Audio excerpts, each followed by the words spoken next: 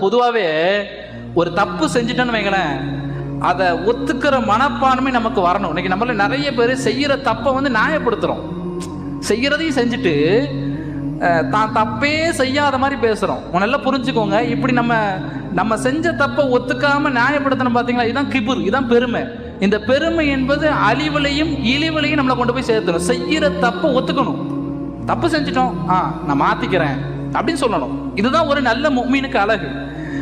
செய்யறதையும் செஞ்சுட்டு இல்ல நான் செய்யறதான் கரெக்ட், நான் சொல்றதான் கரெக்ட், அது ஒரு முஃமினுக்கு அழகு கிடையாது.